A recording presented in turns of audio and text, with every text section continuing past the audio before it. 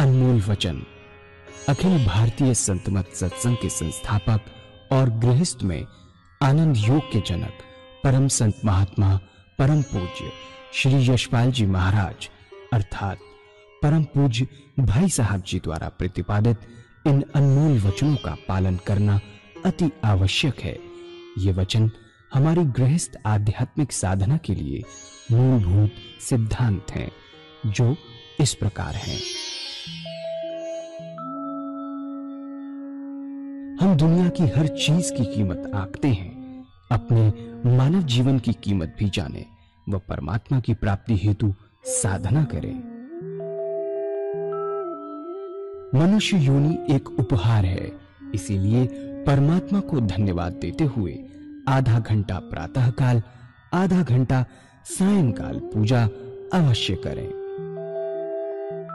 सत्संग, सतनाम व सद्गुरु को प्राथमिकता देते हुए इसी के आधार पर ध्यान योगाभ्यास अवश्य करें व गृहस्थ के कार्यों को परमात्मा का कार्य समझकर उसी की याद में संपन्न करें।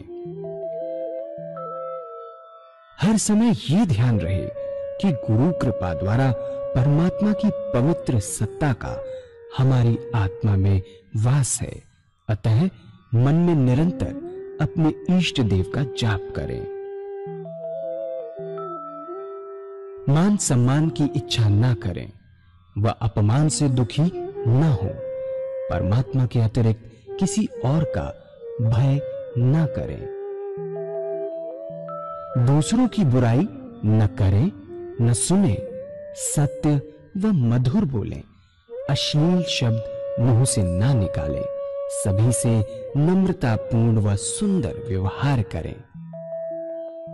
धर्म पत्नी के अतिरिक्त अपने से बड़ी से माता जैसा, बराबर की से बहन जैसा व छोटी से पुत्री जैसा व्यवहार करें। सांसारिक जीवन यापन की आवश्यकताएं अंतहीन है, इसलिए अधिक से अधिक समय सत्संग में व धन परोपकार में खर्च करें। याद रखें, न स्त्री माया है, न धन दौलत, न ही परिवार। माया वह है जो हृदय को परमात्मा से दूर हटा दे। अतः निरंतर सत्संग और सद्गुरु की शरण में रहने का प्रयास करें।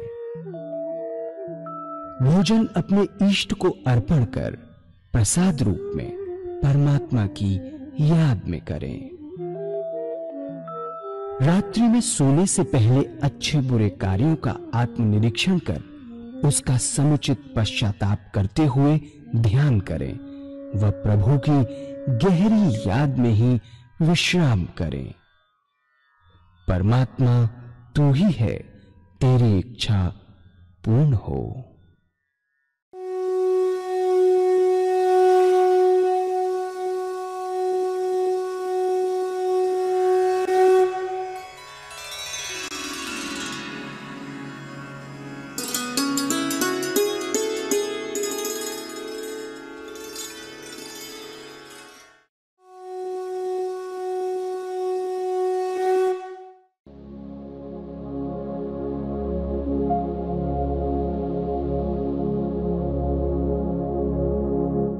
जय सद्गुरुदेव जय पद शरणम श्री स्वरूप चरणों शरणम।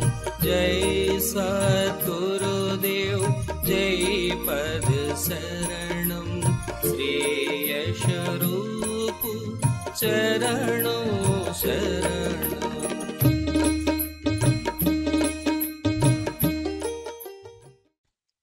निराकार रूप के मानने वालों का और साकार रूप जो देवी देवताओं को मानने वाले, उनके लिए पूजा का तरीका हमारे संतों ने बताया। जो साइंटिस्ट थे,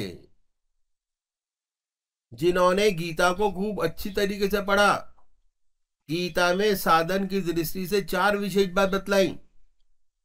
पहली है आहार की शुद्धि, दूसरी विहार की शुद्धि, तीसरा अभ्यास और चौथा हमारा अभ्यास।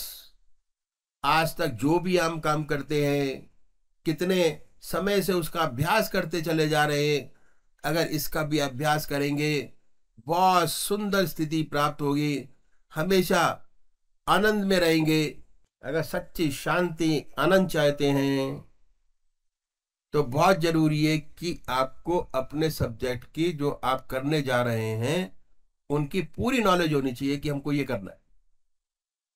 एक इष्ट की पूजा, एक इष्ट, परमात्मा का एक स्वरूप, चाहे वो ग्राम देवता हो, चाहे कुल देवता हो, चाहे ग्रह देवता हो, जिसको मानते हैं उसको।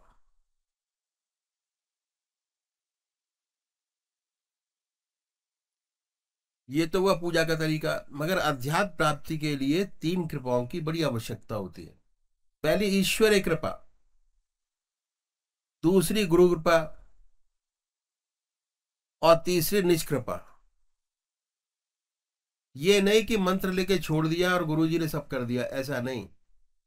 जितनी रिस्पॉन्सिबिलिटी गुरु की है उससे ज्यादा रिस्पॉन्सिबिलिटी साधक की है। इसे बोलते हैं डिसिप्लिन, कि जो बताया जाए वो किया जाए। पहली है ईश्वरी कृपा। ईश्वर ने दया कृपा कर हमें मनुष्य योनि प्रदान की है। 84 लाख योनि है। मनुष्य एक ऐसी योनि है जिसमें परमात्मा ने हमें कर्म करने का अधिकार दिया है, स्वाधीनता दी है। जितनी और योनियां हैं वो भोग योनियां हैं।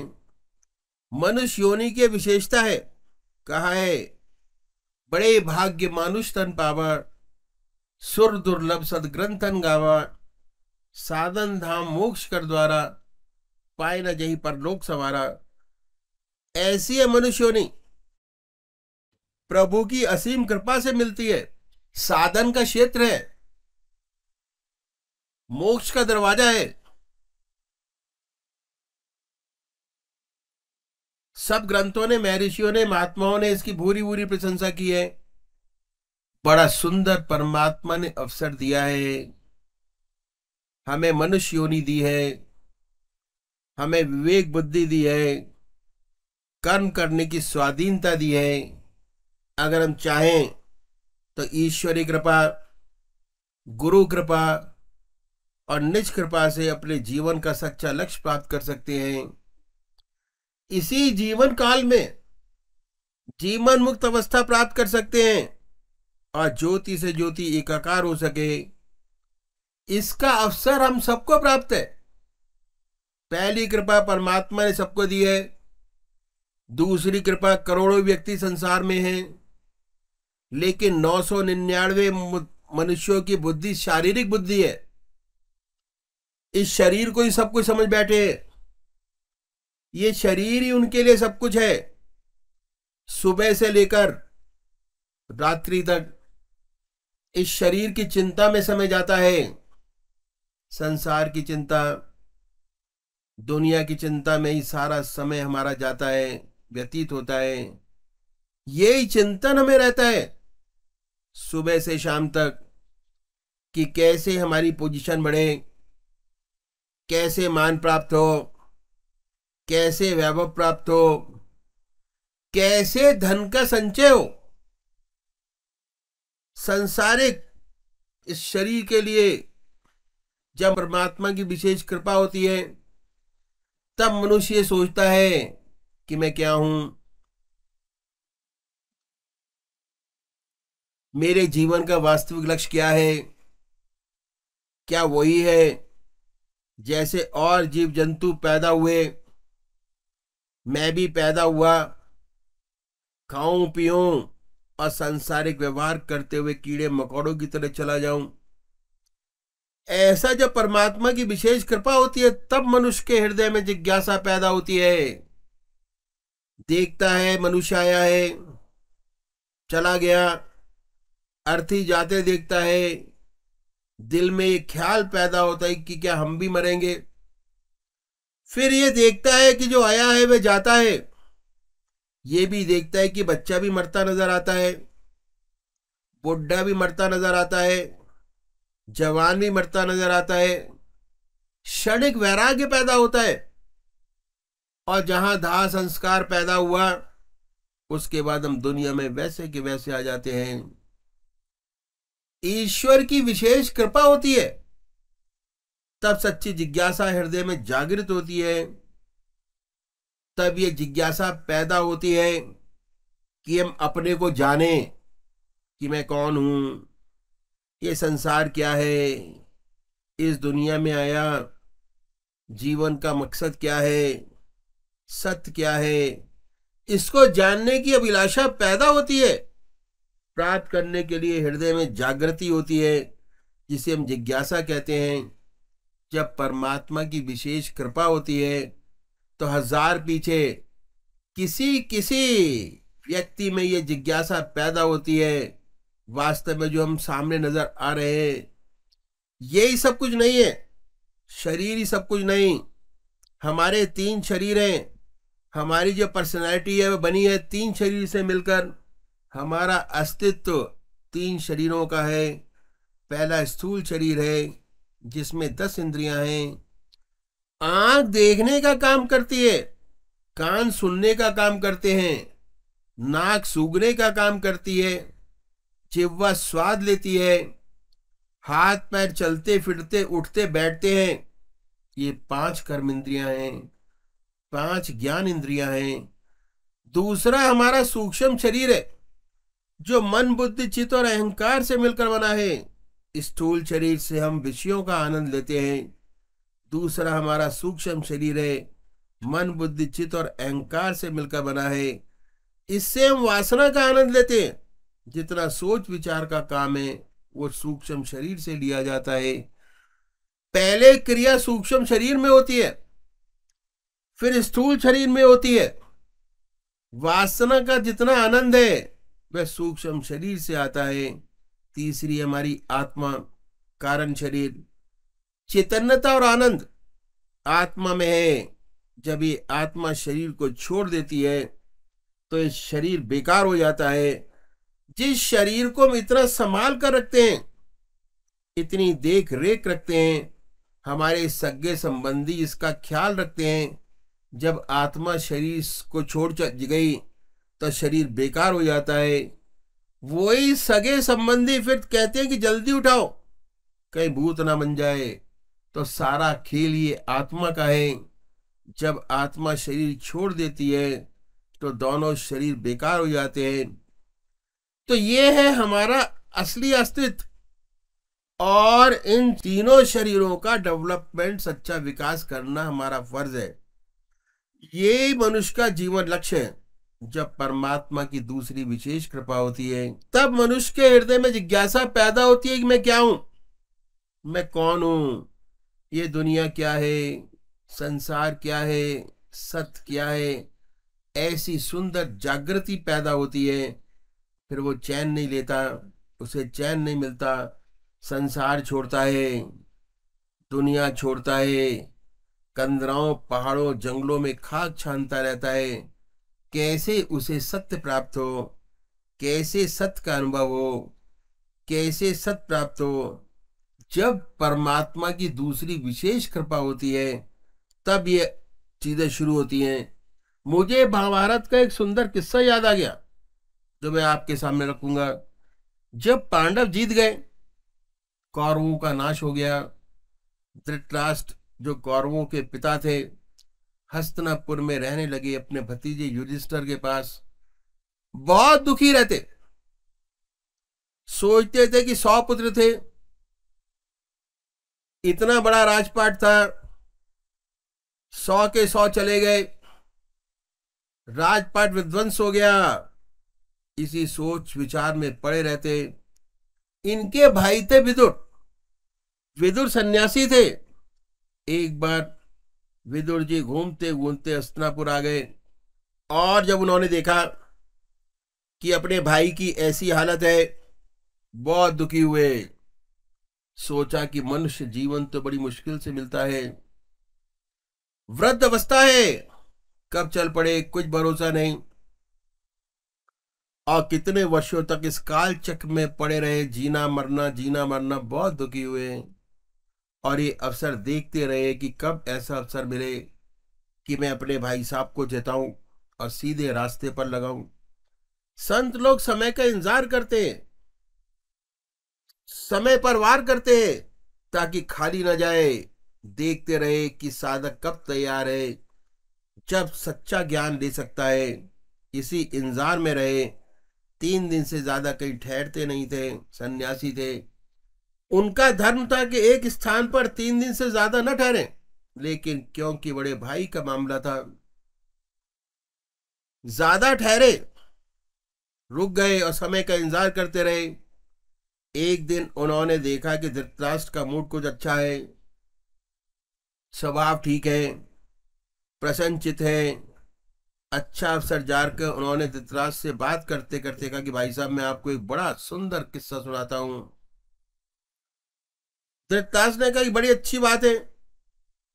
उन्होंने अपना अनुभव बताया कि मैं एक सन्यासी हूं और सन्यासी के नाते हमारा काम देश ठाटन का है, घूमते रहते हैं, नगर जाते हैं, देश जाते हैं, बड़े बड़े देश देखे, शहर देखे, जंगल देखे, पहाड़ देखे, बहुत मुल्क देखे।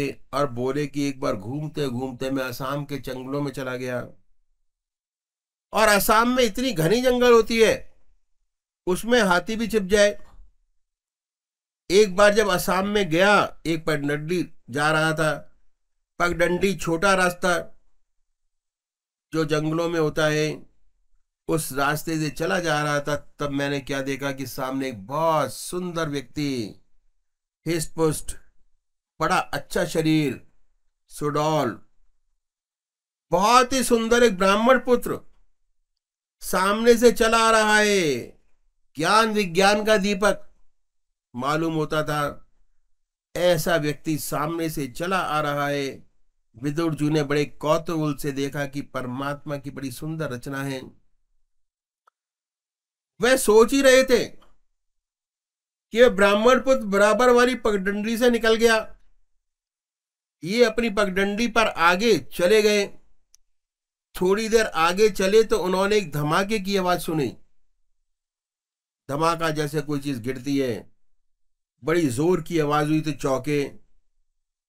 पीछे फिर के देखा तो क्या देखते हैं कि वे ब्राह्मण पुत्र अंतर ध्यान हो गया, दिखाई नहीं दिया, कहां चला गया। ये बड़े सोच में पड़ गए कि इतना स्पुष्ट व्यक्ति अभी जा रहा था, कहां गायब हो गया। ये लौटे और जिस पगडंडी से वे ब्राह्मण पुत्र जा रहा था उस पर चल पड़े। आगे जाके इन्होंने क्या देखा, आगे एक बहुत बड़ा गड्ढा है, घास से ढका हुआ है। इस ब्राह्मण पुत्र में एक विशेषता थी जो इसने नोट किया था, वह ये थी कि सर्वगुण संपन्न था, सुंदर था, हिस्पुस था, इंटेलिजेंट था, लेकिन अपने गुणों में उसका बड़ा गर्व था, अभिमान था। उसे अभिमान, अहम उसमें इतना था कि वो नीचे देख के चलता ही नहीं था, ऊपर देख के चलता, ऊपर दृष्टि करके चलता। इन्होंने नोट किया हुआ था कि इसमें थोड़ी खराबी है, तो इन्होंने सोचा कि प्रभुता पाए काहे मद नहीं। जिन्हें प्रभु प्रभु देता है उनमें घमंड आ ही जाता है। देखते हैं बड़े अफसर हैं, उन्हें छोटे आदमी नमस्कार करें, गर्दन भूल से हिल गई तो हिल गई, नहीं तो नहीं। तो ये बात है, प्रभुता पाए काहे मद नहीं, घमंड आ ही जाता है, घमंड आ ही जाता है, अजीब बात नहीं। लेकिन इसमें भी अहंकार है, ये उन्होंने नोट किया हुआ था। जब ये गड्ढे के पास पहुंचे तो देखते हैं कि उस गड्ढे के किनारे एक पीपल का पेड़ लगा हुआ है। उस पीपल के पेड़ की जड़ें आधी गड्ढे में और आधी अधर में जमीन पर है, और ये गड्ढा घास से ढका हुआ है। उन्होंने झांक करके देखा तो क्या देखता है कि वो जो ब्राह्मण पुत्र है जो जा रहा था, वह इस गड्ढे में पड़ा हुआ है। उसका सिर नीचे और टांगे ऊपर, गिरा सिर के बल था, नीचे देख के चलता नहीं था, ऊपर देख के चलता था, उसे नजर नहीं आया कि गड्ढा था, तो वह गिर गया। ऐसा हुआ कि उसकी टांगे पीपल की पेड़ की जड़ थी, उसमें फंस गई। सर नीचे, टांगे ऊपर, बेहोश हो गया। थोड़ी देर बाद जब उसे होश आया तो देखना शुरू किया। क्या देखता है? गड्ढे के नीचे सांप बैठा है। कोबरा, जहरीली सांप फन उठाए बैठा है। उसने सांप देखा, भगवान को धन्यवाद दिया कि हे प्रभु, बचा लिया। अगर गड्ढे में गिरता, अब पीपल के पेड़ में टांगे नहीं फंसती, तो मैं सांप के ऊपर गिरता, सांप मुझे डस लेता। उसके बाद उसने इधर उधर देखना शुरू किया। ऊपर देखता है तो क्या देखता है कि पीपल के पेड़ की जड़ों में जिसकी टांग फंसी हुई है, उन जड़ों में 2 चूहे काट रहे हैं। एक चूहा सफेद रंग का, एक चूहा काले रंग का। एक इधर से काट रहा है, दूसरा उधर से काट रहा है। अब उसे डर लगा कि यदि ये बराबर काटते रहे और जड़ कट गई और सांप वहीं बैठा रहा, तो मैं गिर जाऊंगा, फिर मारा जाऊंगा। खतरा देखा, चिंता हुई। थोड़ी देर बाद भूख लगी और प्यास लगी। बड़ा घबराया कि खाने के लिए तो पीने के लिए कुछ भी नहीं है।